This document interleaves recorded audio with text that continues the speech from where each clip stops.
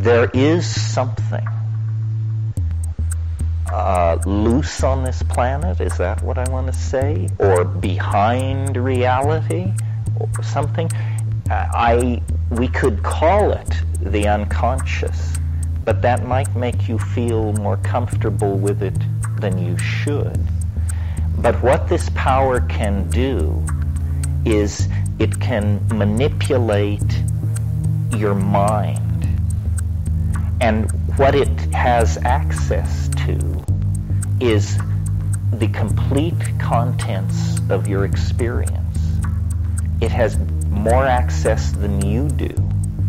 You, the ego, are a fragile and forgetful creature. This thing, every movie you've ever seen, every television show you've ever watched, every headline you've ever glanced at, every face you've ever noticed in a crowd, it has it all. And when it sits across the board from you and the pieces are displayed, it absolutely surrounds and encloses your mental universe and can manipulate you any way it wants to, because it knows you far better than you know yourself. As an example of this, because it's very hard to catch this thing in action. It's Mercury sly, but it's not perfect. It's not godlike. It's just 99.8% able to do this trick without ever being nailed to the wall for it. Here's an example of the 0.02% where it failed. And if this seems to make no sense to you, you should read my book, True Hallucinations, in which the story I'm about to tell is embedded. But my brother, to shorthand it catastrophically, went pretty bananas in the course of this expedition to the Amazon. And at one point he announced that he was going to deliver a teaching that would, I think this was the one which cured all disease. You only had to do this practice and all physical disease would instantly be cured. And he said, and so here's the practice, he said, picture the number 8, turn it on its side, slide the 2 circles together, shrink it to a point, close your eyes, and utter the mantra, please. Okay? Sounds like it has a 30-40 chance of at least knocking back hay fever, right?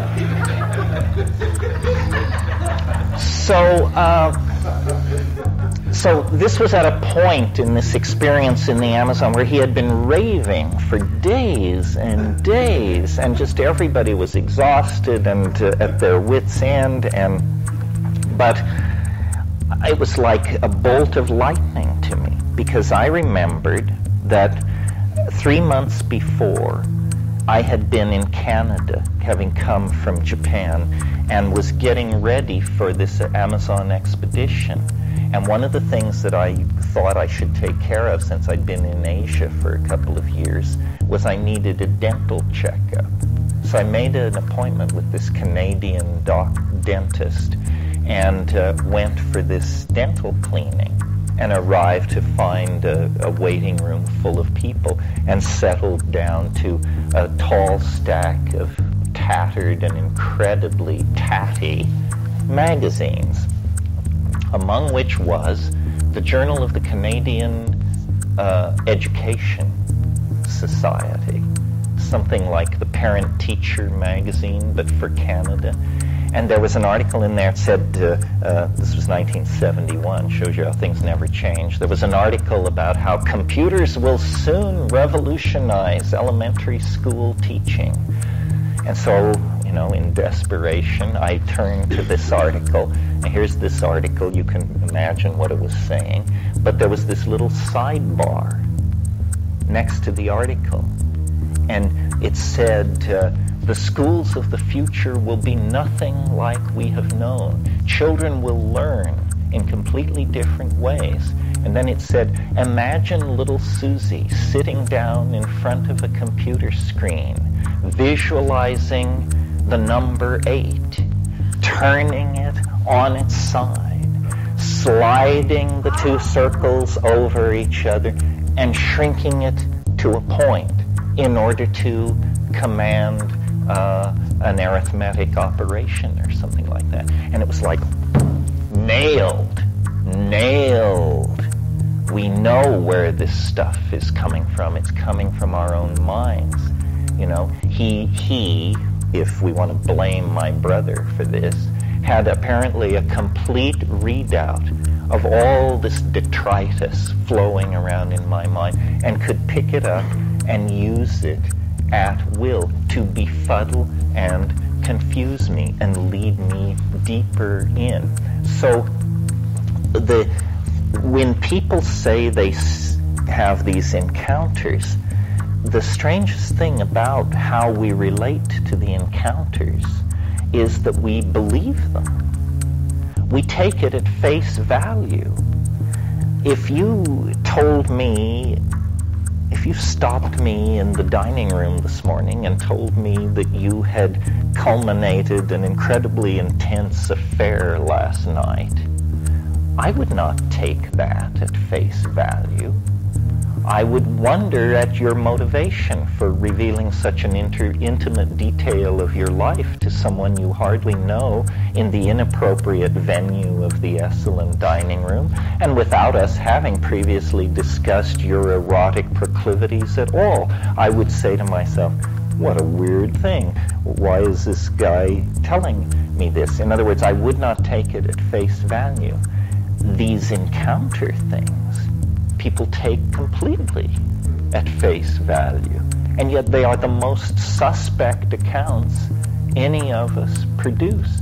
The people who have these experiences take it at face value, and then the people who listen to the experience take it at face value and say, well, let's go out and measure. Now, you say you were standing here and it came over the trees at this angle, so you say it was the size of a football, but the tree was in front of it, so that means by the rules of optics that it could have been no more than 15 feet across, no less than 3 feet across. In other words, they treat it like it's science. Like this is, we're supposed to, deconstruct this and find out the nature of the object.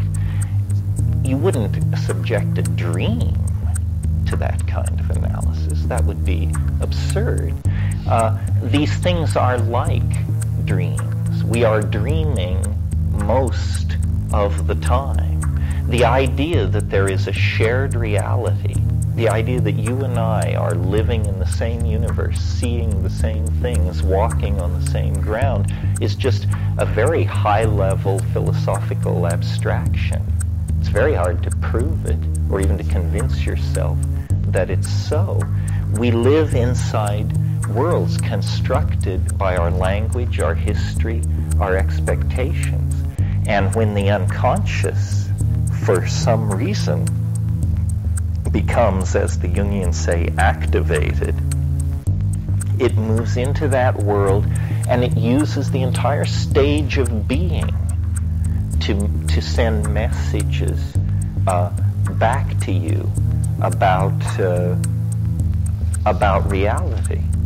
And it's an intelligence test, is what it is. It's an intelligence test. And if you take things at face value, for sure you failed the intelligence test. It's no game for the naive. Based on foolishness, or is it based on stupidity? Well, sometimes one, sometimes the other. If you can't help yourself, I guess it's stupidity. If you can help yourself and you make the mistake anyway, I guess it's foolishness. Yeah. Is there any purpose to this? I mean, is it a personal thing, a personal cause? You mean, why is it doing this? Or for educating us? It seems like it's educating us. but in a funny way. You know, if you read Jung on alchemy, alchemy is like this. It's a paradoxical realm of symbol structures that seem to contradict themselves and myths that don't make any sense. But what it always is about, I think, is dissolving assumptions. That's why the people who take it literally are in a sense victims of it, because it was not to be taken literally. The intelligence test is failed. You know, the flying saucer enthusiasts love to say, I don't know what the number is, they keep pushing it up, but they say 35% of the American public believe flying saucers are real. Well, now, first of all, are we being asked to believe that 35% of the American public can carry on a coherent discussion of the concept real? You know? As real as what? As real as Madonna's talents? As real as Clinton's integrity? How real are the UFOs? And to my mind, then, if 35% of the American public believe the UFOs are real, and they aren't real, then obviously the interesting population to interview is the other people. What do they think? Well, the UFO people will say, oh, well, they just think they're weather balloons, or they think that it's government aircraft, or... No, don't let your opposition speak for itself. I'm in that larger percentage, and I don't think UFOs are weather balloons. I don't think they're government aircraft. Obviously, all the interesting explanations lie on the side of that they are not what they appear to be.